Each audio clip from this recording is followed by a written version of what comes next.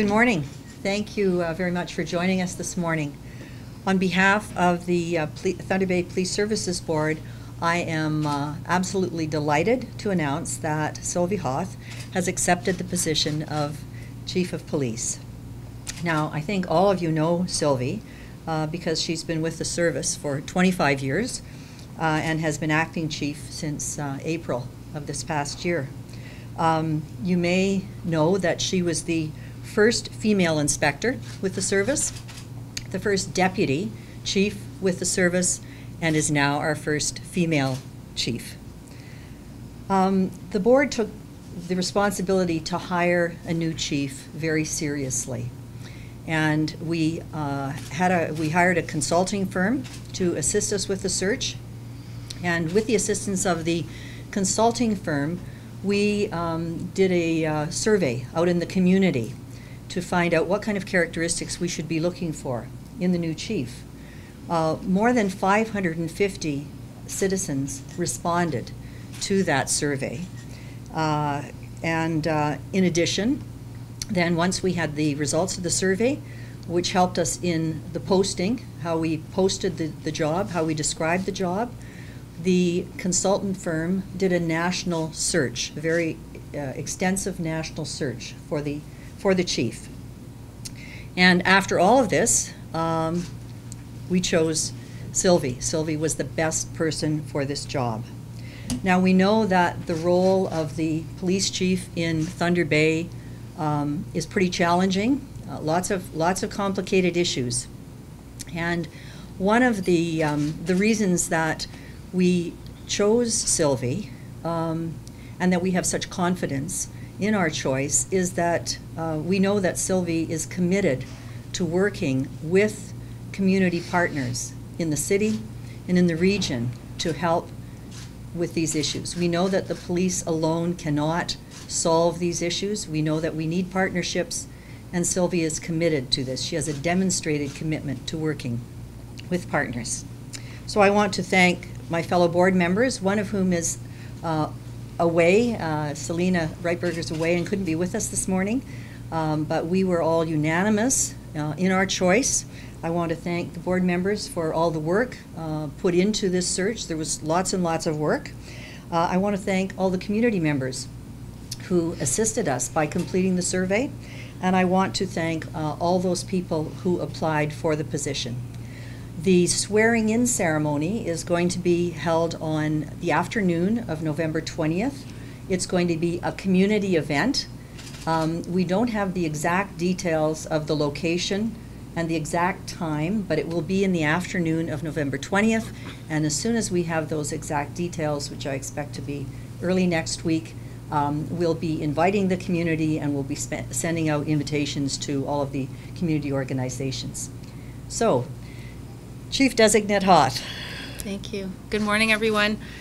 Thank you so much. I would first like to thank the board for their confidence in my abilities, my skill set, and my vision. This is an incredible opportunity, and I'm both very excited and very honored to assume this new role within our organization. I care deeply, and people that know me know that I care deeply of the work that I do within our service. I'm a very proud member of our agency, the Thunder Bay Police Service, for the last 25 years. And again, I am very passionate about my work, not only within the organization, but what we do within our community. I have said many times, and as the board chair has also mentioned, we cannot do this alone as a service. We are part of the fabric of this community. And I have forged over the last 2 years, and pretty much throughout my career, incredible relationships and incredible partnerships at all levels, not only with individuals, but with many organizations. I think to be effective as a service and to have the trust of the community that we serve, these partnerships are the key and to our effectiveness and to our success. So I lead by 3 very important principles, and everybody that knows me and everybody that I've spoken to in latest promotions, those are accountability, consistency, and transparency in all that we do, both inside and outside of our organization. And I think that these fundamental principles will guide my actions towards the safety and well-being of our community for everyone that calls Thunder Bay home. I'm honored today to lead all the men and the women of our service, and I thank the board for this incredible opportunity. Thank you. Thank you.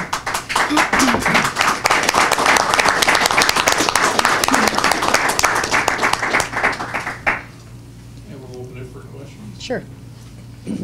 Sylvie, there are at least two major clouds hanging over the police service right now in the pending OIPRD systemic review, as well as the review of the Police Services Board being conducted by the Ontario Civilian Police Commission. Why is this a job that you want at this time? Well, I think that, we have been working for the last 2 years with a number of issues.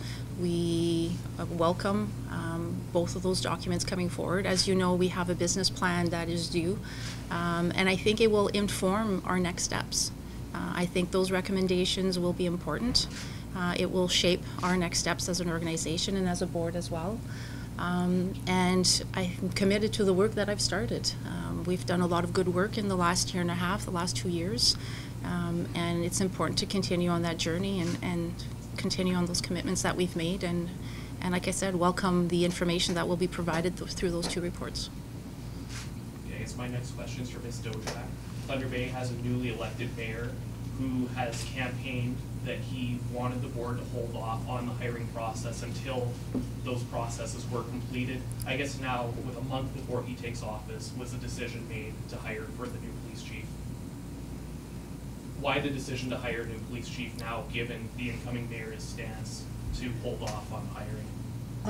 The board has responsibility for civilian oversight. We began this process many months ago, the search for the new chief.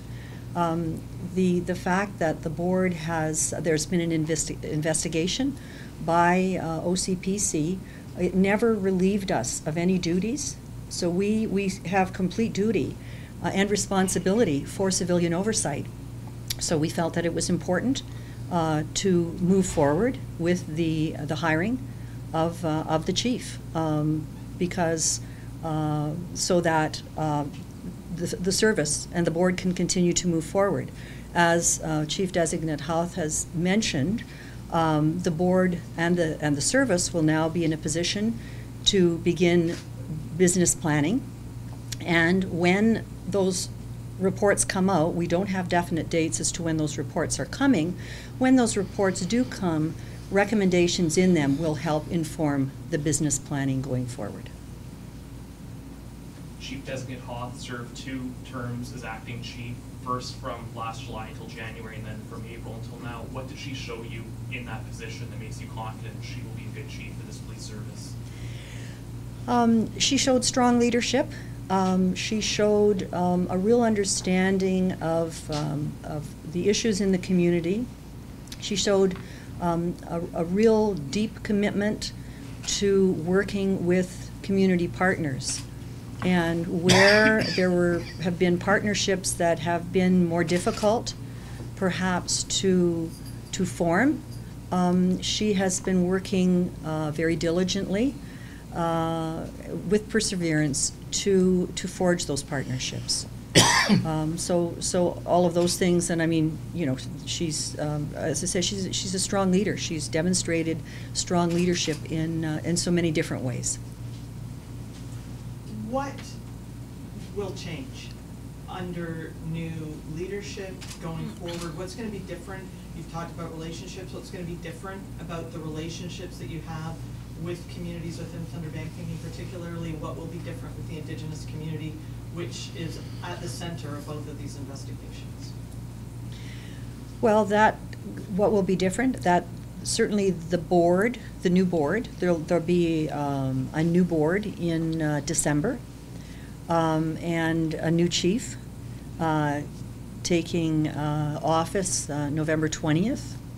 So the new board and the new chief, the rest of senior staff will be working on a new business plan and working on continuing how to build relationships, to look at the issues and how, with those community partners, as how to best solve those issues. I'm going to address the question to Chief Hoth. Mm-hmm. Now that when you change from an acting position to a the full responsibility position. It means a bit of a new start for most people in that situation. What's going to be different for you? You've mentioned priorities, but you know, now that you are actually in the chair, it's yours, the hat is yours, the badge is yours. What are you going to do differently? What's going to change? What might I notice differently in 2 months than, say, even a year ago when you were just acting?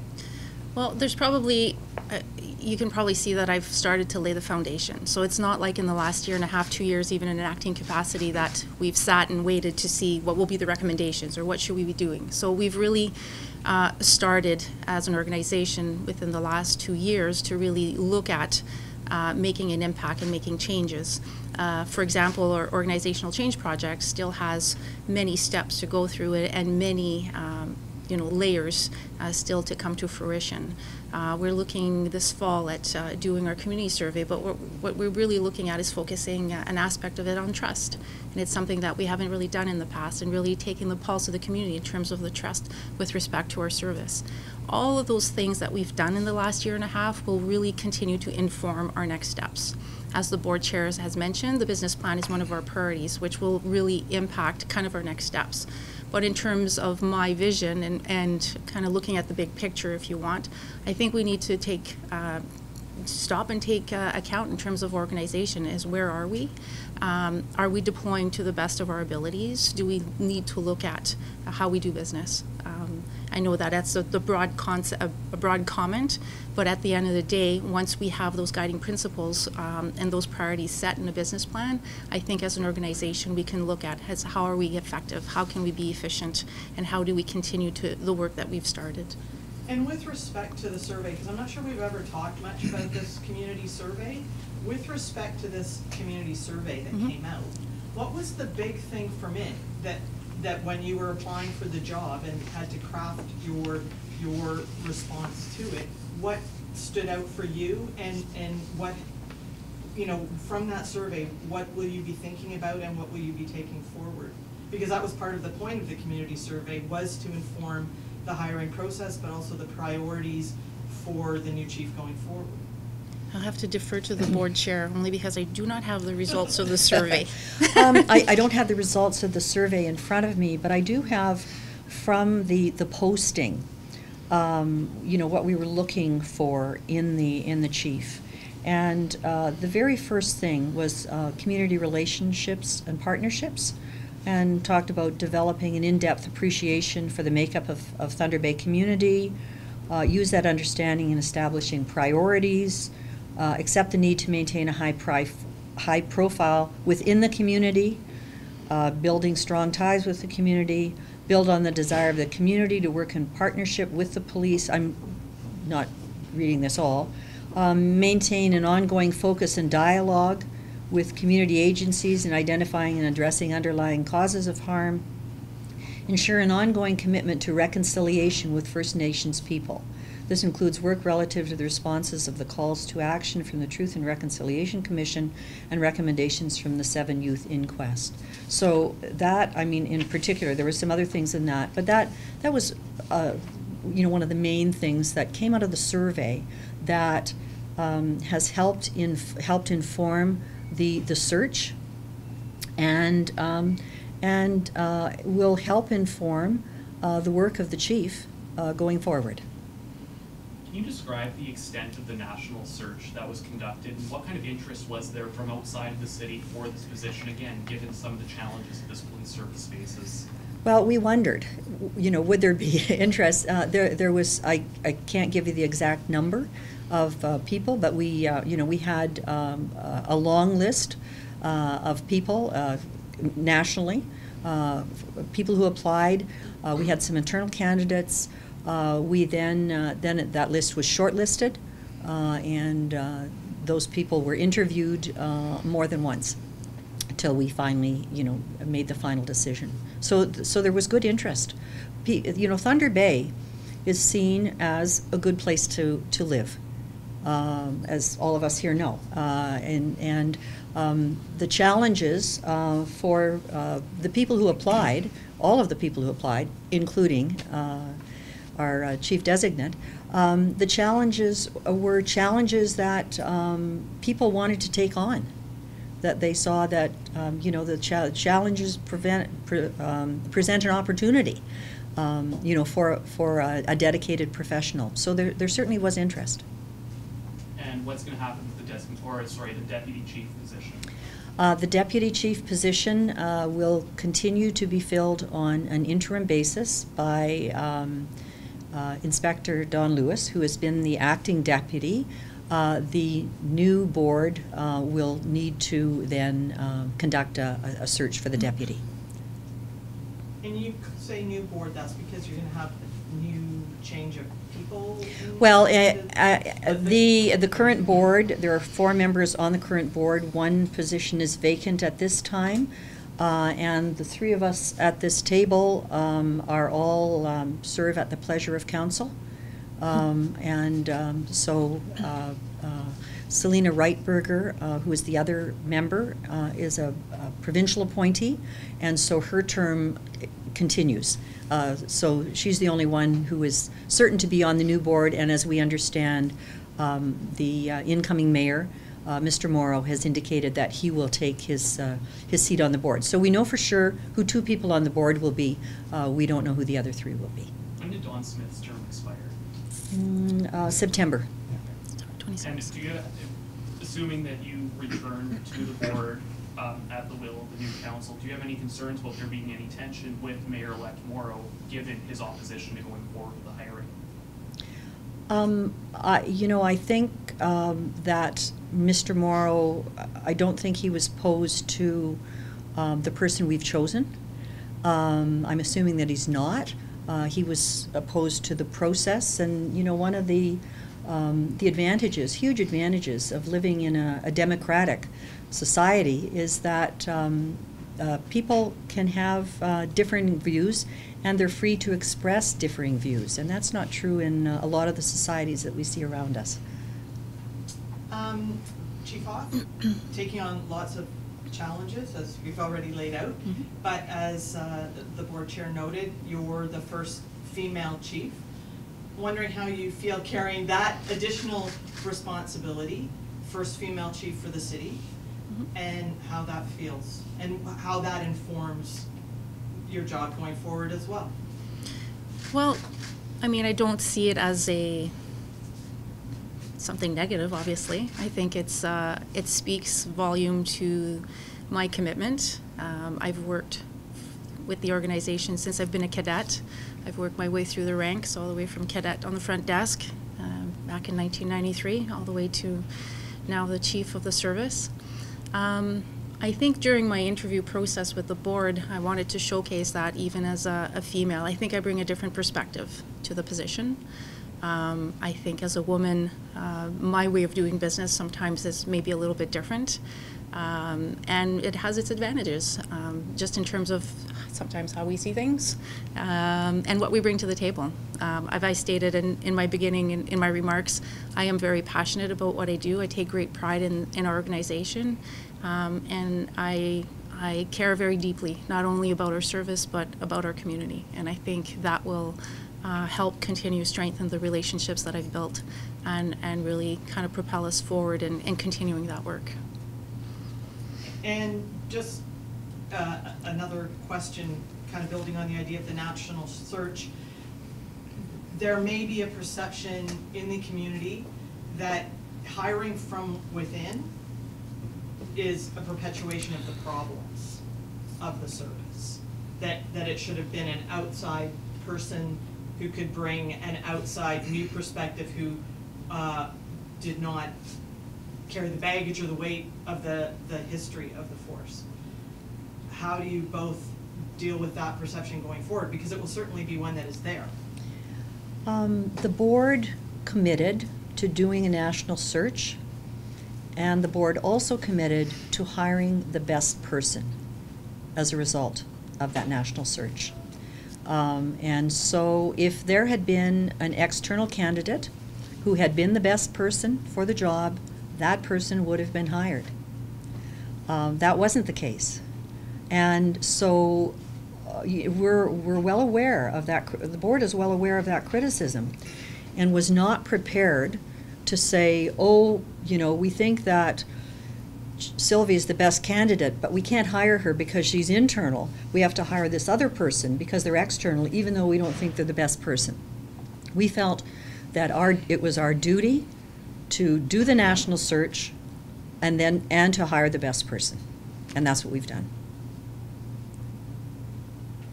And Sylvie, just to build on one of the previous questions, I mean, today you've been named the first permanent female chief of police. As Ms. Dojak mentioned, you were also the first female inspector and the first female deputy police chief. What kind of legacy do you think that leaves? What do you think that shows to new female officers about the ability to climb the ranks within this police service?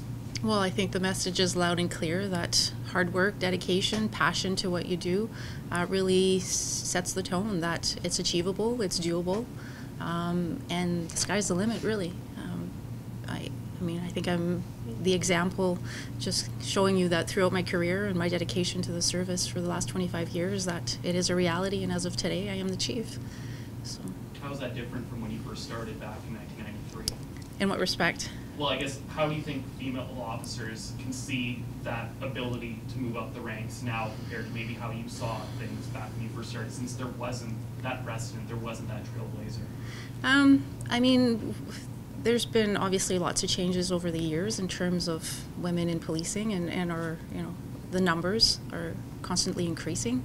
I think anecdotally, it's funny to say, if you ask our operator manager right now, I first met her within the first week of being on the desk when I was a cadet, and she jokingly asked me a question, and my comment to her at the time was, just wait and see, I'll be the chief one day, and she laughed at me.